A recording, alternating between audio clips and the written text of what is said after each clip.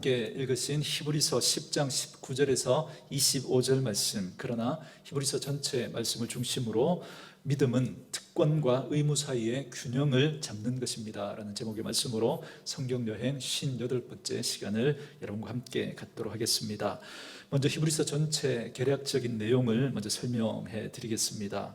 여러분, 히브리서는 그 제목처럼 히브리 사람들에게 쓴 글입니다. 그러니까 유대인들을 대상으로 쓴 글이죠. 그래서 히브리서는 다른 성경들과는 구별되는 특징이 한 가지 있습니다. 예를 들어 갈라디아서, 에베소서, 빌립보서, 골로새서 이런 성경들은 그 대상이 유대인이 아니라 이방인들입니다. 여러분, 이방인들은 구약 성경에 대해서 잘 모르는 사람들이죠.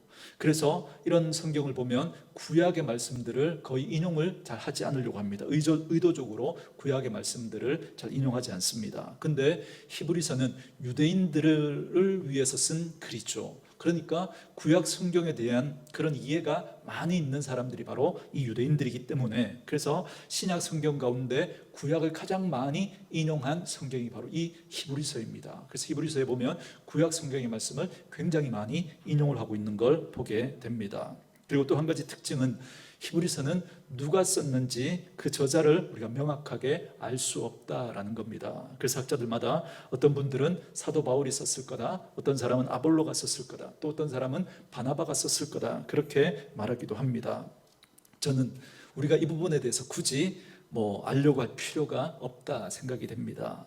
저는 제가 성경을 해석하는 데 있어서 명확하고 기본적인 세 가지 원칙이 있습니다. 첫 번째가 뭐냐면, 성경이 말하는 것에 대해서는 말하지 않는 것에 대해서는 더 이상 알려고 하지 않고 성경이 말해주는 거기까지만 받아들이자라는 겁니다. 예를 들면 신학교 교수님들이나 성경학자들은 히브리서를 누가 썼는지 연구하셔야 합니다.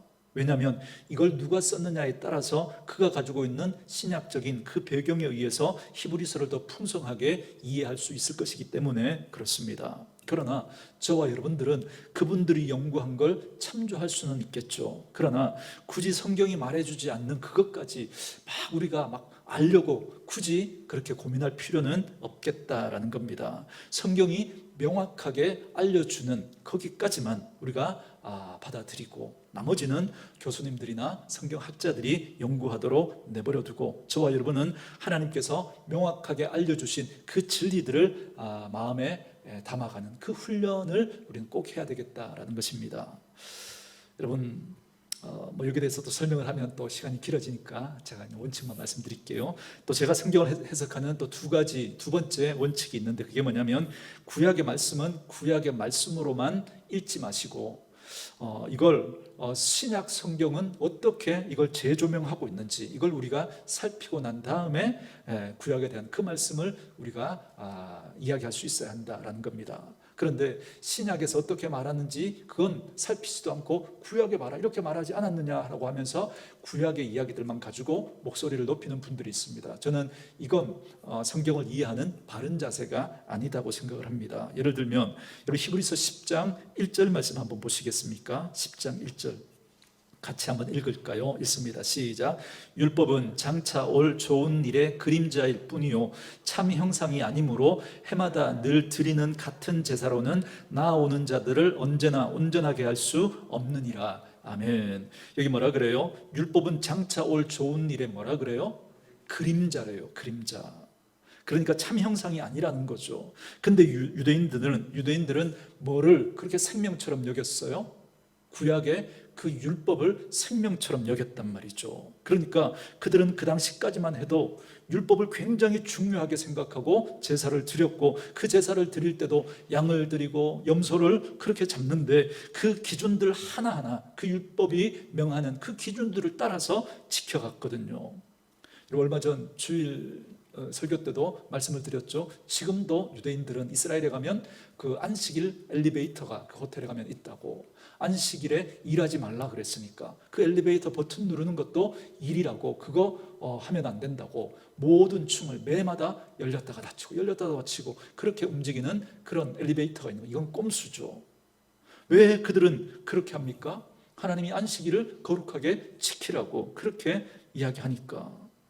그럼 우리는 왜 여러분 그러면서 그들은 안식일 토요일을 지키잖아요. 토요일을. 그럼 여러분 우리는 지금 토요일을 지키지 않죠. 안식일 지키지 않죠. 우리는 지금 주일 일요일 날 우리는 하나님 앞에 나와 예배를 드리고 있잖아요. 그럼 우리는 안식일을 범하고 있는 건가요? 율법에 분명히 안식일을 거룩하게 구별하여 지키라 그랬잖아요. 그리고 율법에 따르면 유월절을 지켜야 됩니다. 왜요? 이건 영원한 규례라 그랬잖아요. 영원한 규례. 그러니까 여러분 이거는 대대로 지켜야 되는 규례란 말이죠. 근데 우리는 유월절 지켜요? 안 지켜요? 안 지킨단 말이죠. 그러니까 이런 부분에 대해서 이해가 잘 안 되는 거죠. 그러나 오늘 히브리서 10장 1절 여러분 이 말씀을 여러분 마음속에 꼭 새겨 놓으십시오. 율법은 장차 올 좋은 일에 뭐라고요? 그림자라고요. 그림자. 참 형상이 아니래요. 참 형상은 따로 있다고 그러죠. 여러분 언젠가 골로새서를 통해서 여러분들에게 말씀드렸죠. 참 형상, 그 실체는 누구라고요? 예수님이죠. 구약은 그림자고. 그러니까 이제 예수님께서 그 실체로 오셨단 말이죠. 그러니 구약의 율법은 예수님이 오시기 전까지는 그림자 역할을 했어요. 그래서 예수님이 오기 전까지는 그 그림자를 잘 따라갔어야 했어요. 그걸 지키는 게 중요했단 말이죠. 그러나 이제는 누가 왔어요? 실체이신 예수님이 오셨단 말이죠. 그 실체가 오셨는데도 여전히 여러분 그림자를 붙들고 있으면 그건 누구를 무시하는 거예요? 실체로 오신 예수님을 무시하는 거고 예수님을 업신여기는 거예요. 그러니 예수님이 오시고 난 다음에는 이제는 구약의 율법을 그대로 지키는 게 문제가 되는 거예요.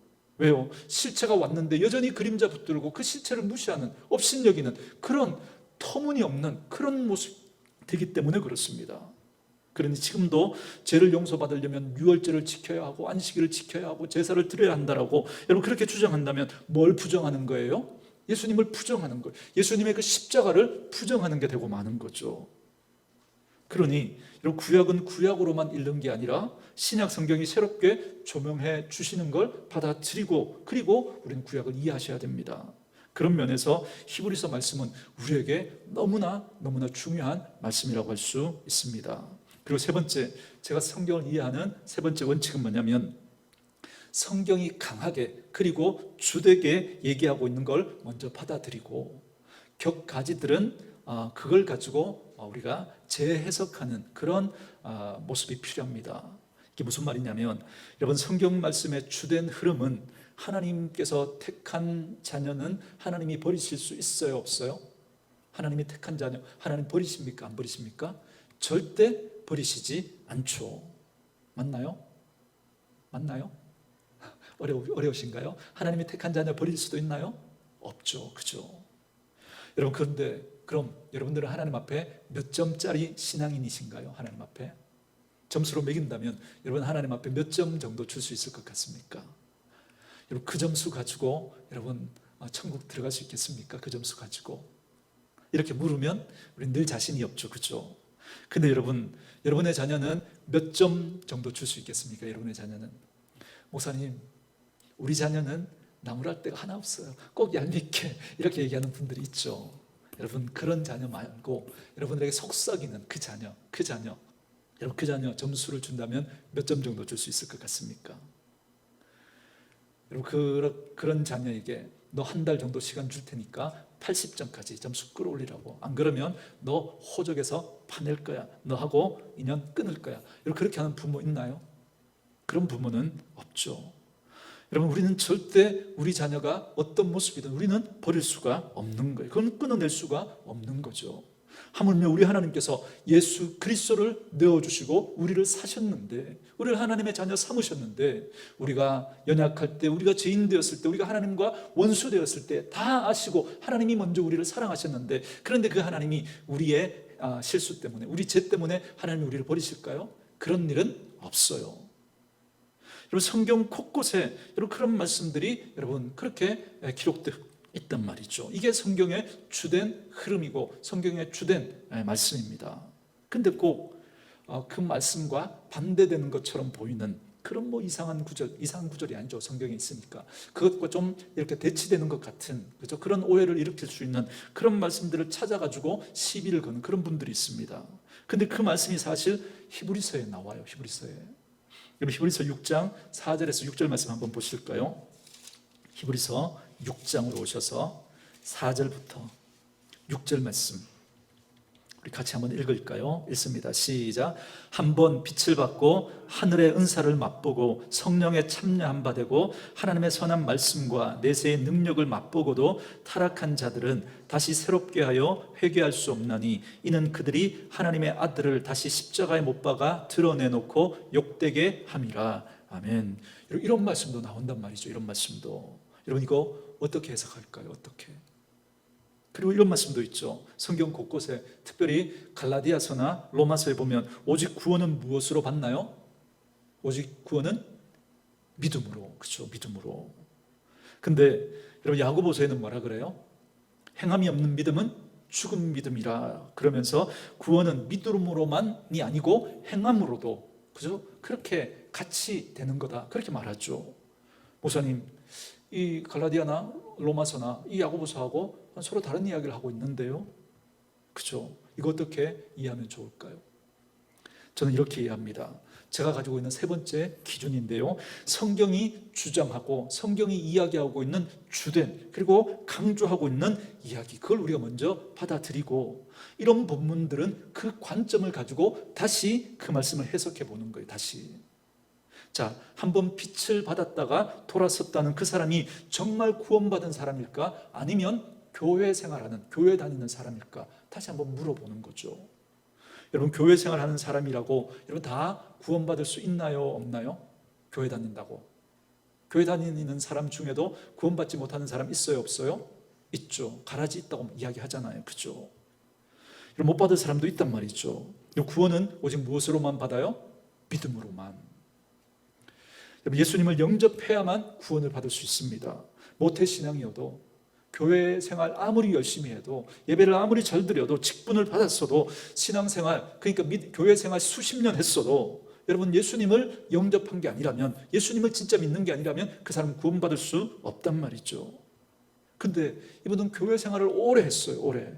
그러다가 부흥회도 참석하고 그러다가 단기 선교로 해외에 나가서 선교지에도 다녀오고 그러면서 거기서 일어나는 그런 은사나 성령의 역사도 그는 어떤 것인지 보고 들었습니다. 그러다가 그렇게 그가 교회 생활에 익숙했지만 예수님을 영접한 게 아니라면 그가 그렇게 교회 생활하다가 등을 돌리고 그는 구원받지 그 등을 돌리고 떠나면 그는 구원받지 못하는 거죠. 이게 마치 어떻게 보여요? 예수 믿다가 그렇게 시험에 들어서 돌아선 사람처럼 그래서 버림받은 사람처럼 그렇게 보일 수 있단 말이죠. 그러나 우리 성경의 주된 흐름을 가지고 다시 보면 그 사람은 예수를 진짜로 믿었던 게 아니라 교회 생활했던 사람이구나 그렇게 볼 수 있는 거죠. 그런데 우리는 이걸 어떻게 해석하느냐면 이렇게 모순되는 이런 말씀들이 나오면 99%는 하나님이 절대 우리를 버리지 않는다. 사망이나 권세나 천사들이나 그 어떤 것도 예수 그리스도의 사랑에서 우리를 끊을 수 없다. 그렇게 생각해요. 근데 가끔 1% 아니 0.001% 가끔 버림받을 수도 있는 것 아닌가 그런 생각을 한다는 거죠. 아니요. 0.0000001%라도 만약에 예수 믿다가 버림받는 사람이 있다면 그렇다면 하나님은 절대 우리를 버리시지 않는다 이 말은 하면 안 돼요. 그건 모순이에요. 그건 말도 안 되는 거죠. 그렇지 않나요? 그럼 이 말씀을 어떻게 이해해야 될까요? 여러분 아이들을 키우면서 이런 말 우리 한번 들어보죠. 엄마 미워, 아빠 미워. 그죠? 아이들 키우다 보면 그러잖아요. 그 아이들을 키우면서 우리가 얼마나 사랑을 쏟고 정성을 쏟고 다 해줍니까? 다. 밥 주죠, 옷 입혀주죠, 씻겨주죠, 장난감 사주죠, 학원 보내죠. 이런 다 해줘요. 다. 근데 얘네들이 가끔 말썽을 피웠을 때 그렇게 매를 들거나 혹은 자기가 하고 싶다고 그러는데 그건 안 된다고 그렇게 할 때가 있죠. 그럼 철없는 애들이 뭐라 그래요? 엄마 미워. 그러지 않습니까? 그리고 그런 애들이 좀 더 생각하면 혹시 내가 추워온 거 아닐까? 추워온 아이 아닌가? 그래서 엄마 아빠가 날 미워하는 건가? 뭐 그렇게 생각할 수 있지 않겠습니까? 여러분 이건 얼마나 여러분 철없는 아이의 생각입니까? 99%를 다 해줬는데 자기가 하고 싶은 그 1% 못한 거 그거 가지고 나머지 99%를 다 뒤엎어버리려고 하는 거예요. 그동안 보여줬던 사랑, 그동안 보여줬던 은혜, 그동안 보살펴 주셨던 그 엄마 아빠의 그 마음 큼을 그거 하나로 다 뒤집어 엎으려고 하고 부정해버리려고 한다면 여러분 이건 너무 어리석은 거죠. 나 요거 못하게 하는 거 보니까 엄마 아빠가 날 사랑하는 게 아닌가 봐. 난 어쩌면 추워왔는지도 몰라. 이건 철없는 아이의 생각인 거죠. 여러분, 저는 성경을 해석할 때도 마찬가지라고 생각합니다. 성경 전체가 주되게 계속해서 분명하게 강하게 얘기하고 있는 게 있는데, 그중에 어디서 신기한 거 하나 들고 와가지고 그거 한 구절 딱 들고 와가지고 나머지 모든 얘기를 다 뒤집어 엎어버리려고 하는 그런 분들이 있다는 거예요. 여러분, 그건 성경을 지혜롭게 해석하는 방법이 아니라는 겁니다. 저는 성경 전체를 가지고 다시 그 본문을 다시 보니까 이해가 되는 거예요. 이해가. 오직 구원은 믿음으로 얻는 게 맞아요. 그런데 믿음으로만 구원을 얻는다고 하는데도 자꾸 율법의 행위를 강조하는 그런 사람들이 생기니까, 그러니까 그런 상황 속에서 로마서와 갈라디아서가 뭘 강조해요? 믿음을 강조하고 있는 거예요. 믿음을. 그런데 반대로 믿음으로만 구원을 받는다라고 자꾸 강조하다가 보니까 사람들이 또 오해하는 사람들이 있는 거예요. 아, 믿음으로 구원 받았으니까, 그러니까 난 아무렇게나 막 살아도 되겠네 라고 하면서 막 사는 사람들이 생기는 거예요. 아무 말이나 막 하고 아무 행동이나 막 하는 거예요. 그러나 우리가 가진 믿음이 진짜 믿음이라면 입으로만 그렇게 믿는다라고 말하는 게 아니고 그 믿음이 우리의 삶의 열매로, 삶으로 나타나야 된다, 그렇게 말씀하고 있는 게 야고보서 말씀인 거예요. 그러니 여러분, 갈라디아서와 로마서 말씀과 이 야고보서 말씀은 서로 다른 이야기를 하고 있는 게 아니라 믿음에 대해서 더 풍성한 이야기를 우리에게 알려주고 있는 거예요. 믿음과 행함에 대한 그 관계를 우리에게 설명해주고 더 풍성하게 우리에게 믿음을 이해해주고 있는 겁니다. 그러니 구원은 이 두 가지, 그렇죠? 이 믿음과 행함을 우리 같이 붙들어야 되는 거죠. 같이. 이렇게 이해하면 오늘 히브리서는 우리에게 얼마나 많은 얘기를 해주는지 모릅니다. 히브리서는 하나님의 사람들이 이 땅을 살아갈 때 어떤 자세로 살아가야 하는지, 고난과 역경 앞에서 남들은 다 하나님을 몰라라 하고 등을 돌리고 살아가는 그 시간에도 어떻게 하나님을 붙들고 살아가야 하는지, 거기에 대해서 말해줍니다. 그리고 특별히 오늘 유대인들처럼 자기의 선입견이나 너무나 뚜렷한 그런 자기의 어떤 주관, 어떤 자기의 어떤 기준을 가지고 있는 그런 사람들, 그래서 구약이라고 하는 그 율법과 자기 나름대로의 기준과 잣대와 그 의로움이 너무나 분명한 그런 사람들마저도 어떻게 예수님 안에서 이것들을 바꿔가야 하는지, 거기에 대해서 우리에게 알려주시는 너무나 중요한 말씀이 저는 히브리서 말씀이라고 생각합니다. 저는 여러분들이 이 히브리서를 통해서 그 하나님의 마음을 알아갈 수 있게 되기를 주의 이름으로 축원합니다. 그래서 이 히브리서를 이렇게 쪼려서 엑기스를 딱 뽑으면 두 단어가 딱 나와요. 두 단어가. 하나는 예수님, 그리고 또 하나는 믿음입니다. 히브리서는 바로 예수님의 이야기 그리고 믿음의 이야기를 우리에게 들려주고 있습니다. 본문 말씀을 표시하시고 히브리서 1장 1절과 2절 말씀 한번 보시겠습니까? 히브리서 1장 1절과 2절 말씀 우리 같이 한번 읽을까요? 읽습니다. 시작.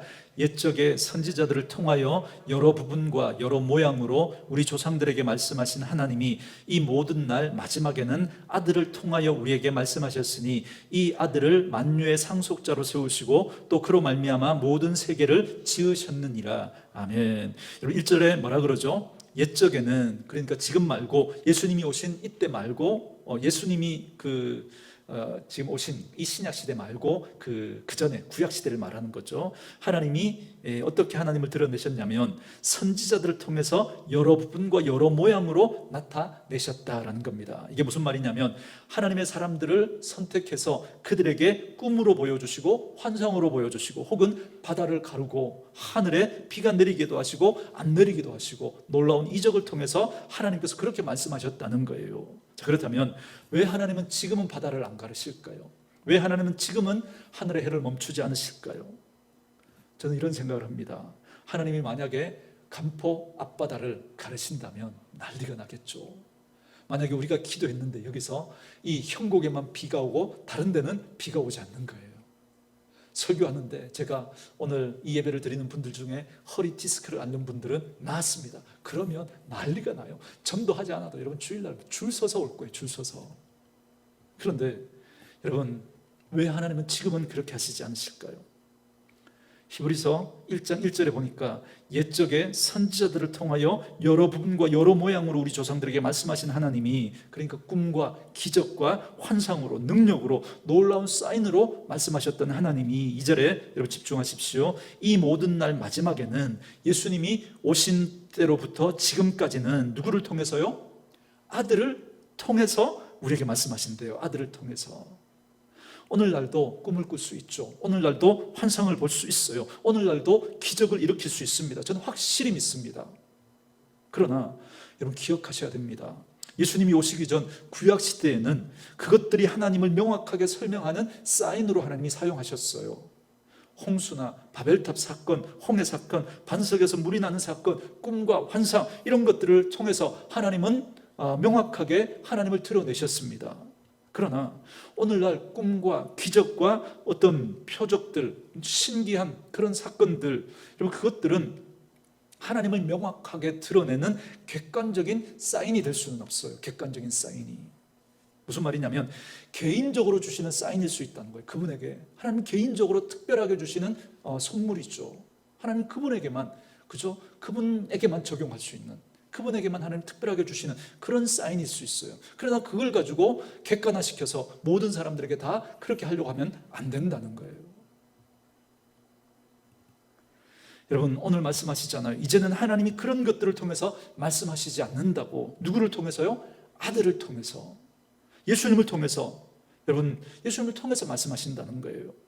그래서 예수님이 길이요 진리요 생명이신 거예요. 그래서 요한복음 1장에 보면 그분이 곧 하나님의 말씀이래요. 말씀이 육신이 되어 우리 가운데 오셨다 말씀하시잖아요. 그래서 여러분 하나님을 오해 없이 명확하게 분명하게 그렇게 만나려고 하는 분들은, 그리고 그렇게 하나님을 전하려고 하는 분들은 뭘 가지고 전해야 돼요? 말씀을 가지고. 왜요? 말씀이 육신이 되어 우리 가운데 오셨기 때문에 아들을 통해서, 이 말씀을 통해서 하나님 우리에게 말씀하시니까요. 그런 말씀을 우리 분명하게 붙들고 있으셔야 됩니다. 우리들 중에 누구도 하나님의 말씀을 소홀히 받는 사람들은 없을 겁니다. 적어도 이 수요 예배까지 나오시는 그런 분들이라면 절대 하나님의 말씀을 소홀히 받지 않겠죠. 그런데 의외로 하나님의 말씀을 우리 속에 우리가 어떤 모양으로 담느냐면 마치 기름과 물처럼, 기름 위에 물 위에 기름이 둥둥 이렇게 떠다니는 것처럼 그렇게 말씀을 우리가 받을 때가 참 많습니다. 의외로. 오늘 히브리서 기자는 이렇게 말한 다음에 이제 그 다음 구절부터 누구를 설명하느냐면 모세를 설명해요. 모세를. 그리고 천사를 설명해요. 그리고 5장부터 넘어가면 아론을 이야기하고 제사장 멜기세덱을 언급해요. 그래요. 하나님은 이들을 통해서 놀랍게 역사하시고 말씀하셨습니다. 그런데 이들은 예수님에 비하면 아무것도 아니다. 이렇게 히브리서가 이야기합니다. 예수님에 비하면. 과거에 하나님이 모세를 통해서, 아론을 통해서, 천사를 통해서, 멜기세덱의 반차를 쫓아서 그런 사람들의 어떤 놀라운 어떤 그런 능력들을 통해서 말씀하셨다는 거예요. 여러분 이스라엘 사람들에게, 유대인들에게 그들은, 모세는, 아론은 마치 하나님과 동급으로 그렇게 여겨졌던 사람들이거든요. 그런데 예수님에 비하면 이들은 아무것도 아니라는 거예요. 아무것도. 그러므로 이제부터는 믿음의 삶을 살아가려면 누구에게 초점을 맞춰야 한다고요? 예수님에게. 그 이야기를 하고 있는 거예요. 그래서 여러분 3장 1절 말씀 한번 보실까요? 3장 1절 같이 읽습니다. 3장 1절 시작. 그러므로 함께 하늘의 부르심을 받은 거룩한 형제들아, 우리가 믿는 도리의 사도이시며 대제사장이신 예수를 깊이 생각하라. 아멘. 여기 보세요. 그러므로 함께 하늘의 부르심을 받은 거룩한 형제들아, 하나님이 우리를 이렇게 부르고 있는 거예요. 저와 여러분은 함께 하늘의 부르심을 받았대요. 제가 가끔 이런 표현 쓰죠. 우리는 이 땅을 살아가지만 하늘 백성이라고. 이게 제 말이 아니고 여러분 하나님이 성경에 이렇게 말씀해 주고 계신 거예요. 우리는 하늘의 부르심을 받은 자들이래요. 이게 우리에게 주신 하나님의 은혜입니다. 그런데 그런 우리들에게 하나님이 뭘 촉구하시느냐면 우리가 믿는 도리의 사도이시며 대제사장이신 예수를 깊이 생각하래요. 이게 우리의 믿음을 강건하게 할 거라는 겁니다. 여러분 예수는 덮어놓고 믿는 게 아니다 말씀드리죠. 절대 여러분 덮어놓고 믿으면 안 됩니다. 여러분 큐티나 말씀을 묵상하실 때 그냥 말씀 한 구절 딱 읽어놓고는 그게 무슨 의미일까 생각하면서 하늘로부터 뭔가 이렇게 깨달음이 떨어질 것처럼, 여러분 그렇게 외계에서 어떤 외계인가 어떤 교신하는 것처럼 뭔가 하늘에서 막 이렇게 메시지를 그저 막 우리에게 알려주셔가지고 그렇게 막 깨달아지는 것처럼 막 번쩍하고, 여러분 그렇게 생각하시면 안 됩니다. 우리에게 너무나 명확하게 아들을 통해서 우리에게 말씀해 주신다고 이야기하잖아요. 말씀이 육신이 되어 우리 가운데 오신, 여러분 이 말씀을 여러분들이 읽으셔야 돼요. 어떻게요? 찬찬히 꼼꼼히 전후 문맥을 여러분 살피면서 읽으셔야 돼요. 읽으시고 또 읽으시고 또 읽으셔야 돼요. 그러면 여러분 하나님의 마음이 우리에게 깨달아져요. 하나님을 사랑하는 자 곧 그 뜻대로 부르심을 입은 자들에게는 모든 것이 합력하여 선이 된대요. 여러분 또 생각하고 또 생각하고 또 생각해 보십시오. 내 삶이 너무 아픈데, 너무 힘든데, 너무 괴로운데 하나님은 모든 것이 합력하여 선이 될 거래요. 그럼 또 한 번 생각해 보는 거죠. 또 한 번 생각해 보는 거죠. 그리고 그 말씀을 또 한 번 우리의 마음에 새겨 보는 거죠. 말씀이 여러분 물과 기름처럼 그렇게 따로 노는 게 아니라, 둥둥 떠다니는 게 아니라 말씀이 내 몸에 체화되도록, 여러분 묵상의 의미가 메디테이트, 묵상하다, 그 단어가 메디슨이라는, 그죠? 이 약의 의미에서 왔죠. 그러니까 약이 우리 몸에 흡수돼야 약효를 발휘하는 것처럼 그 말씀이 기름처럼 둥둥 떠 있으면 여러분 그 말씀이 우리에게 아무런 영향력을 미치지 않습니다. 또 묵상하고 또 묵상하고 또 생각하고 또 생각하고 그 말씀이 여러분 우리의 삶 속에, 우리의 몸 속에, 우리의 인격 속에 체화될 수 있도록 자꾸 우리 몸에 이 말씀을 집어넣으셔야 됩니다. 만약에 여러분 하나님이 살아계시지 않는다면 오늘 이 자리에 여러분 나와서 우리가 함께 하나님 앞에 예배하고, 여러분 지금 또 제가 여러분 막 이렇게 며칠을 이렇게 말씀을 준비해서 여러분들에게 막 이렇게 소리를 높여서 설교하고 있는 저도 여러분 얼마나 우습고, 여러분도 피곤한 시간에 굳이 여러분 나와서 이 시간에 이럴 필요 뭐 있습니까? 편안하게 소파에 누워서 TV 보면서 쉬는 게 더 낫겠지 않습니까? 하나님 안 계시다면 여러분 얼마나 이게 우습겠습니까? 그러나 하나님이 살아계신다면 그 하나님 만나고 살아야죠. 그 하나님 만나고 그 하나님의 음성을 명확하게 구분하며 살아야죠. 그 하나님이 내 인생을 인도하시는 거, 그거 우리 맛보고 경험하며 살아야 하지 않겠습니까?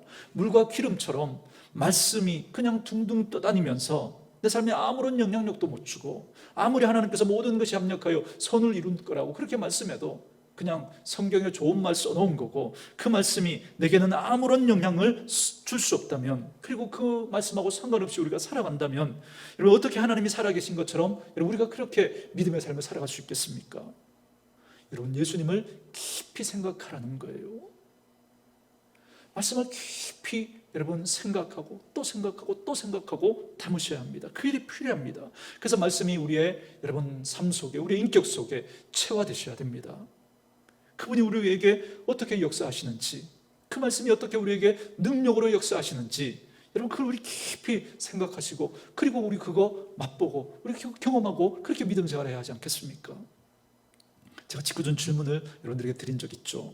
여러분 어떤 사람이 터널을 지나가는데, 근데 터널을 이제 막 들어간 사람이 힘들까요? 아니면 터널을 지나가면서 한중간에 있는 그 사람이 힘들까요?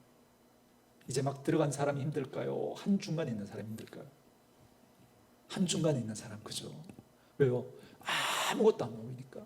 지금까지 그렇게 힘들게 걸어왔는데, 그런데도 아직도 아무것도 안 보이는 거예요. 아무것도. 그런데 이제 막 그 터널을 들어간 사람은 그죠? 뒤에서 비춰오는 그 빛이 보이고 이렇게 별로 힘들지 않을 것 같으니까 까짓 거 가면 되겠지, 그렇게 시작하지 않겠습니까? 여러분 우리 인생에 이런 시간이 분명히 있을 겁니다. 우리 가정에 문제가 오고 어려움이 왔을 때 기도하면 해결될 거야. 믿음으로 기도했어요. 한 달이 지나고, 두 달이 지나고, 세 달이 지나고, 1년이 지나고, 2년이 지나고 응답이 없어요. 문제가 해결되지 않는 거예요.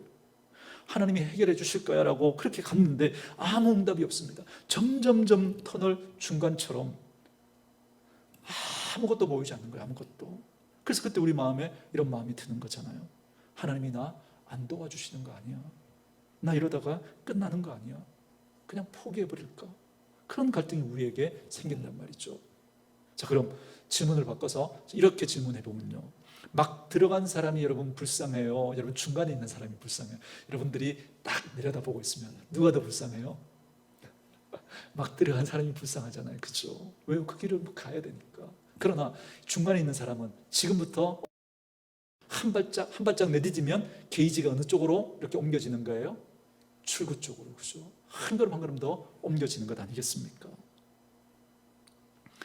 여러분, 그렇게 우리가 터널의 한중간을 지나는 것처럼 그렇게 계신 분들이 있다면 여러분 다시 한번 생각해 보십시오. 힘들겠지만 이제부터 여러분 정말 말씀 붙들고 그렇게 한 걸음 내딛을 때마다 여러분 출구 쪽으로 그렇게 옮기는 것. 여러분 믿음을 포기하지만 않는다면, 포기하지만 않는다. 그래서 히브리서의 두 번째 엑기스가 뭐냐면 바로 믿음입니다. 믿음. 예수님을 깊이 생각하라. 이걸 여러분 다른 말로 쉽게 이야기하면 믿음입니다. 믿음. 예수를 깊이 생각할 수 있는 사람, 그 사람이 믿음의 사람인 거예요. 예수를 깊이 생각하지 않고 그냥 내 생각으로 마음대로 살아가는 사람, 그 사람은 믿음이 없는 사람인 거예요. 그러나 믿음은 예수를 깊이 생각하는 거죠. 말씀을 또 읽고 또 읽고 또 생각하고 또 생각하고 또 담고 또 담고 내 속에서 막 내 생각이 막 올라오지만, 다른 생각이 막 올라오지만, 그러나 그 말씀을 또 읽고 또 읽고 또 담고 또 붙드는 거죠. 이렇게 예수를 깊이 생각하는 사람, 이 사람이 바로 믿음의 사람인 겁니다. 그게 히브리서 11장 1절에서 6절까지 말씀입니다. 여러분 11장으로 오셔서 여러분 1절부터 6절까지 한번 보실까요? 제가 읽어가면서 설명할게요. 믿음은 바라는 것들의 실상이요 보이지 않는 것들의 증거니. 네, 맞아요. 믿음은 뭐라고요? 바라는 것들의 실상이래요. 보이지 않는 것들의 증거래요. 여러분 어찌 생각하세요? 여러분 알고 나서 믿는 걸까요? 믿고 나서 알게 되는 걸까요? 여러분 알고 믿어요? 믿고 나서 알게 돼요? 믿고 나서 알게 되는 거죠. 여러분 그런데 우리 이런 생각 많이 하죠. 하나님이 살아계신 거 보여줘봐. 그럼 내가 믿을게. 여러분 이게 무슨 태도예요? 알면 내가 믿겠다는 거잖아요. 그죠? 근데 오늘 히브리서 1장은 이렇게 말합니다. 믿음은 바라는 것들의 실상이고 보이지 않는 것들의 증거래요. 여러분 예전에 중세 철학자가 고민을 했어요. 믿으면 알게 될까? 알면 믿게 될까? 여러분 이 고민을 했는데 여러분은 어떤 쪽이십니까? 이렇게 한번 생각해 보세요. 여러분이 모르는 길을 이제 찾아가는데 내비게이션이 없어요. 그럼 누군가에게 물어보겠죠. 어디를 가야 되는데 어떻게 하면 갈 수 있습니까? 그러니까 저기 있는 저 코너에서 이렇게 오른쪽으로 돌아서 이렇게 쭉 가시다가 한 500m쯤 가시다가 왼편으로 또 돌아서 한 300m쯤 가면 그럼 거기 나올 겁니다. 그렇게 이야기하면 여러분 그렇게 따라가세요? 안 가세요? 가죠. 그죠? 여러분 그 길을 알고 가세요? 모르고 가잖아요. 그 사람의 말 믿고 가는 거죠. 그렇죠? 여러분의 어머님, 아버님이 여러분의 어머님, 아버님 맞아요? 어떻게 알아요? 유전자 검사해 보셨어요? 여러분의 자녀, 진짜 여러분의 자녀 맞나요? 가끔 뉴스 보면 병원에서 바뀌는 일도 있잖아요. 여러분 어떻게 알아요? 유전자 검사해 보셨어요? 여러분 중요한 것일수록 여러분 믿고 알게 돼요. 여러분 아는 건 처음부터 믿음이 필요하지 않아요. 아는 건 처음부터. 아는데 무슨 믿음이 필요해요? 아는 건 그냥 알고 받아들이면 되죠. 오늘 하나님은 뭐라고 말씀하시느냐면 3절에 이렇게 말해요. 믿음으로 모든 세계가 하나님의 말씀으로 지어진 줄을 우리가 어떻게 된다고요? 아나니 그러잖아요. 믿음으로 알게 된대요. 믿음으로. 맞아요. 이 고난의 시간이 지나갈 걸 우리가 어떻게 알아요? 믿음으로 아는 거죠. 믿음으로. 근데 못 믿으니까, 모르겠으니까, 지나갈지 모르니까, 그러니까 절망하는 거죠. 여러분 고난의 시간, 어둠의 시간 통과될 줄 믿습니다. 믿으면 알게 될 거예요. 믿으면. 하나님 말씀하시잖아요. 하나님이. 그래서 믿으면은 믿음의 대상이 중요합니다. 그래서 말씀이 중요한 거예요. 기도할 때 믿습니다. 이런 분들 있잖아요. 그죠? 안 믿으니까 자꾸 그런 거 아니겠습니까? 안 믿어지니까. 그렇게 체면을 걸어서라도 막 믿으려고 하지 마시고, 안 믿겨지는 거 그거 그대로 하나님 앞에 내어놓고 믿음 달라고 기도하십시오. 그리고 말씀을 펴서 읽으십시오. 하나님 믿음 주실 거예요. 여러분 믿음의 대상이 중요합니다. 믿음의 대상이. 내 길을 누가 알려줬어요? 근데 그 사람이 믿을 만한 사람이 못 되면, 여러분 그 길을 따라가면 엉뚱한 것이 나올 거예요. 내가 누구를 믿느냐 너무너무 중요하죠. 그래서 하나님께서 우상을 섬기는 분들을 보고 어리석다고 그러잖아요. 너희들 한번 잘 생각해봐라. 너희들이 나무를 해다가 그거 가지고 밥도 해먹고 방을 따뜻하게도 하지 않느냐. 근데 그렇게 너희들이 사용하는 그 나무를 가져다가 그걸 깎아가지고 우상을, 신을 만들어 놓고 그걸 신이라고 하니, 여러분 그걸 가지고 그걸 너희가 섬긴다고 하니 이게 얼마나 우스운 일이냐. 그래도 생각해봐라. 그들에게 눈이 있어서, 눈이 있다고 하지만 볼 수가 있느냐? 귀가 있다고 하지만 들을 수 있느냐? 입이 있다고 하지만 말할 수가 있느냐? 너희가 깎아서 만들어 놓고, 너희가 거기다가 분칠을 해놓고, 너희가 거기에다가 금칠을 해놓고, 거기에다가 절을 하고 있으니, 너희가 사용해야 할 나무인데, 너희가 사용해야 할 돌인데, 너희가 사용해야 할 그걸 모셔다 놓고 그거에다가 절하고 거기에다가 복을 비니 그것처럼 어리석은 일이 어디 있느냐. 그렇게 하나님 말씀하시잖아요. 믿음의 대상이 잘못됐다는 거예요. 대상이. 그래서 히브리서는 우리에게 믿음의 얘기를 해주고 있는 성경이 바로 히브리서입니다. 11장 6절 말씀 보세요. 믿음이 없이는 하나님을 기쁘시게 하지 못하나니. 믿음이 없이는 하나님을 기쁘시게 할 수가 없대요. 지식이 없어서가 아니에요. 열심이 없어서가 아니에요. 노력이 없어서가 아니에요. 믿음이 없이는 하나님을 기쁘시게 할 수 없다 그러잖아요. 그래서 이걸 좀 더 쉽게 표현한 게 여러분 그 다음에 나오죠. 하나님께 나아가는 자는 반드시 뭘 믿어야 된다고요? 첫 번째, 하나님이 계신 것과, 그리고 그가 자기를 찾는 자들에게 뭘 주시는 이요? 상 주시는 이심을 믿어야 할지니라. 저는 여러분 첫 번째 성경의 원칙, 하나님이 말씀하시면 그대로 믿는 거예요. 그래서 어떤 분들은 이 상급론을 부정하죠. 예수 믿고 구원받은 것만 해도 상인데, 은혜인데 뭔 상을 우리가 또 바라냐. 그리고 천국이 그렇게 상을 주고 안 주고 그렇게 차별이 있는 곳이라면 그게 어떻게 천국이 될 수 있느냐, 그렇게 말하는 분들이 있어요. 그러나 여러분 분명히 말씀하시잖아요. 그가 계신 것과 그가 자기를 찾는 자들에게 뭘 주신다고요? 상 주시는 이시라고 분명히 말씀하고 있잖아요. 저는 이 말씀을 믿습니다. 그리고 그 상은 천국에서만 받는 게 아니라 우리가 이 땅을 살아가면서도 여러분 받을 수 있는 게, 하나님께서 주시는 게 상입니다. 여러분 이것도 믿으셔야 됩니다. 여러분 이 상이라는 걸 꼭 물질적으로만 그렇게 여러분 생각하지 마십시오. 물질일 수도 있죠. 여러분 건강일 수도 있어요. 명예일 수도 있어요. 그러나 이렇게 한번 생각해 보십시오. 여러분 상이라고 하는 게 영어로 리워드라는 단어죠. 리워드. 다시 말하면 하나님 편으로부터 우리에게 오는 것, 그게 상입니다. 하나님 편에서 우리 쪽으로 오는 것, 그게 상입니다. 그거 물질일 수도 있고 건강일 수도 있고 명예일 수도 있지만, 때로는 하나님으로부터 오는 게 고난이라면 그것도 상일 수 있어요. 하나님으로부터 오는 그것이 훈련이라면 그것도 상일 수 있습니다. 때로는 참는 거라면 여러분 그것도 상일 수 있습니다. 분명히 하나님 쪽에서 우리에게 올 거예요. 하나님 쪽에서 분명히 하나님을 찾는 자, 그죠? 하나님께 나아가는 자, 하나님은 분명히 그를 찾는 자에게 상 주신다고 했으니까 우리가 하나님께 나아가고 하나님을 찾으면 분명히 하나님 쪽에서 뭔가 올 거예요. 분명히 올 거예요. 뭐가 오든 올 거예요. 하나님으로부터 뭔가가 오는 사람이 복 있는 사람인 줄 믿습니다. 하나님으로부터 아무것도 안 오잖아요. 그냥 내버려 두시는 거예요. 그냥. 그게 저주이고 그게 심판입니다. 내버려 두시는 거예요. 열심히 내가 일해서 돈 벌었어요. 근데 하나님이 주신 게 아니에요. 그럼 그 사람은 그냥 이 땅에서 부자로 살다가 하나님과 상관없는 사람으로 끝나게 될 거예요. 내가 열심히 살았더니 명예를 얻었어요. 근데 하나님으로부터 온 게 아니에요. 그럼 그 사람은 이 세상에서 있다가 사라질 그거 붙들고 살다가 그냥 하나님과 상관없이 끝날 거예요. 근데 반대로 하나님으로부터 뭔가 온 게 있는 사람, 여러분 그게 고난이 왔어요. 고난이 그 사람에게 하나님으로부터 온 거예요. 오케이. 여러분 그 사람은 그 고난의 시간을 통과하고 나면 하나님과 더 가까워지게 될 거예요. 더. 믿으십니까? 하나님은 하나님을 찾는 자들에게 반드시 반응을 보여주시는, 상을 주시는 분이란 말이죠. 이 사실을 꼭 주님의 이름으로 축원합니다. 이게 믿음이라는 거예요. 이 믿음이 세상을 이긴다 말씀하고 있습니다. 내 논리와 내 경험과 내 생각이 아니라, 저는 우리 사랑하는 온누리교회 식구들이 하나님이 주시는 것이 있는 인생 살아가는 분들 될 수 있기를 주의 이름으로 축원합니다.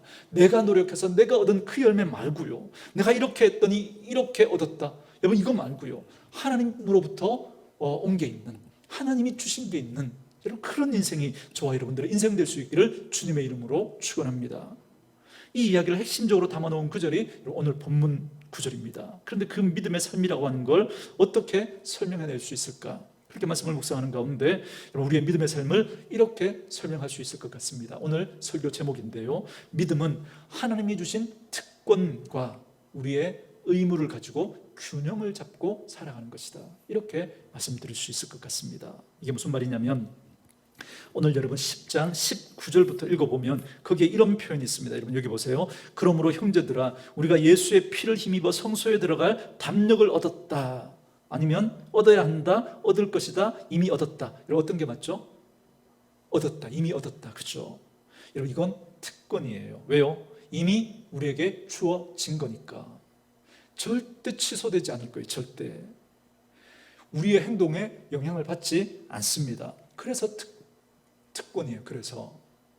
그러니 여러분 담대하게 하나님 앞에 나아가셔도 돼요. 아니 목사님, 제가 죄를 지었는데요. 네, 죄를 지어도 여러분 하나님 앞에 담대히 나아가시면 돼요. 왜요? 특권을 우리는 가지고 있으니까. 여러분 우리에게 뭐가 있으니까요? 예수의 피, 이게 특권이거든요. 하나님께서 예수님을 우리를 위해서 내어주시고 그 피로 말미암아 우리의 모든 죄를 용서해 주시고 그 죄값을 지불해 주시고 우리를 사셨어요. 그래서 우리는 하나님 앞에 담대히 나아갈 수 있는 특권을 얻은 겁니다. 그래서 내가 몇 점짜리든 여러분 그 상관없이 우리 하나님 앞에 나아갈 수 있는 사람, 이건 특권이에요. 그런데 오늘 구절을 잘 읽어보면 특권만 있는 게 아니라 우리가 해야 될 일도 있다고 말씀하시죠. 여러분 22절 끝부분입니다. 참 마음과 온전한 믿음으로 하나님께 뭐 하자고요? 나아가자고요. 한번 나아가는 것으로 끝나는 게 아니라 계속해서 나아가야 한다는 겁니다. 계속. 그리고 23절에 또 약속하신 이는 믿으시니 우리가 믿는 도리의 소망을 움직이지 말며 굳게 잡고, 소망을 어떻게 하라고요? 굳게 잡아야 한대요. 24절에 서로 돌아보아 사랑과 선행을 격려하며 모이기를 패하는 어떤 사람들의 습관과 같이 하지 말고 오직 권하여 그날이 가까움을 볼수록 더욱 그리하자. 이게 무슨 뜻이죠? 우리가 해야 할 의무가 있다는 거예요. 의무가. 여러분 특권과 의무는 어떻게 다르죠? 특권은 우리의 행동에 영향을 받지 않아요. 그렇죠? 왜요? 이미 우리에게 주어진 거예요. 이미 그 행동하고 상관없이, 앞으로의 행동과 상관없이 우리에게 주어진 거예요. 내가 말썽을 피고 살아도 여러분 우리는 말썽 피우는 성도이지 성도의 자격을 우리는 박탈당하지 않아요. 여러분 우리는 기도할 때 세상에서 죄 짓고 살다가, 그죠? 하나님 앞에 나왔다, 우리 이렇게 기도하죠. 아니라니까요. 여러분 하나님 앞에서 죄 짓고 살다가 하나님 앞에 또 나온 거예요. 우리는 하나님 앞에서 살아가는 사람들이에요. 여러분 하나님과 떨어질 수 없어요.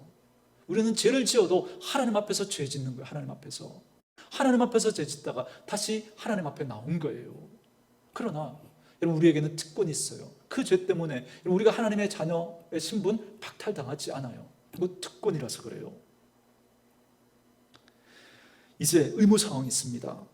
그런 우리들에게 하나님이 주시는 명령이 있어요. 특권은 우리의 행동에 영향을 받지 않아요. 그러나 의무사항, 의무는 우리의 행동에 영향을 받아요. 우리가 그렇게 하면 하나님이 주신 그 약속의 풍성함을 누리며 살아갈 수 있어요. 그러나 우리가 그렇게 살지 않으면요, 그 의무를 우리가 충실하게 행하지 않으면요, 그 열매를 누리지 못하는 거예요. 그 중에 하나가 24절에 이렇게 말하잖아요. 와 사랑과 선행으로 격려하래요. 예수 믿는 사람들끼리 그렇게 하면 행복하고 풍성한 삶을 살게 될 거라는 거예요. 그런데 이게 의무 상황이에요. 저와 여러분들이 그렇게 안 하면요, 서로 안 돌아보고 미움과 악행으로 그렇게 하면요, 서로 마음을 아프게 하면요, 우리의 믿음의 삶이 행복하지 않을 거라는 거예요. 여러분 이게 무슨 말일까요? 서로 돌아보고 격려하며 성도 간의 예의를 지키라는 거죠. 할 말, 안 할 말이 있다는 거예요. 적절한 선을 지키라는 거예요. 그래서 여러분 성경에 보면, 잠언에 보면 이런 말씀도 있어요.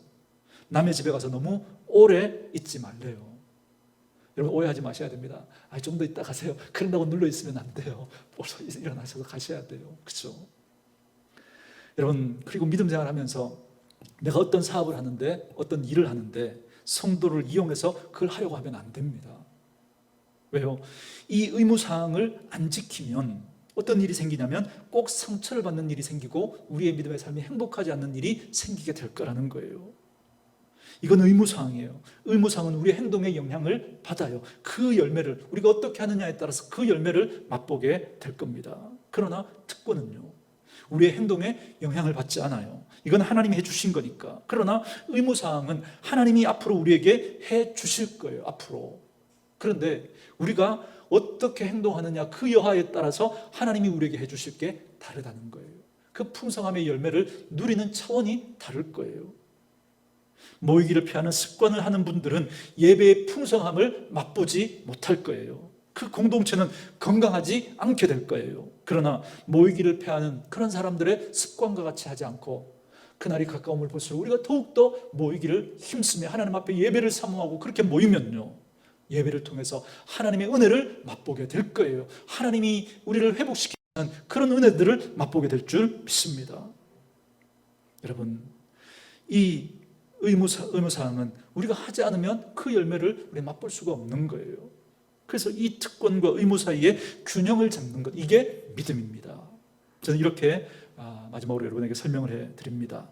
특권만 붙들고 여러분 의무만, 그렇게 특권만 붙들고 의무를 그냥 내팽개치고 그렇게 살아가는 사람들이 있습니다. 그런 사람들은 반드시 방종하게 돼 있습니다. 왜요? 나 어차피 구원받았는데 뭐, 그러니까 예배도 막 들어요. 기도도 아무렇게나 해요. 믿음 생활 아무렇게나 합니다. 어차피 목사님 뭐 맨날 하는 말인데 그냥 신경 쓰지도 않아요. 어차피 구원받았는데 괜찮아, 막 살아가요. 그래서 믿음의 삶이 행복하지 않습니다. 이 땅에서 하나님과의 관계의 그 풍성함을 맛보지 못하고 누리지 못하고 살아갑니다. 거꾸로 의무만 붙들고 특권을 누리지 못하는 분들이 있습니다. 그런 분들은 노예와 같이 그렇게 믿음 생활을 합니다. 얼마나 열심히 일을 하는지 몰라요. 그런데도 마음에 확신이 없어요. 나 이러다가 떨어지는 거 아니야? 나 이러다가 버림받는 거 아니야?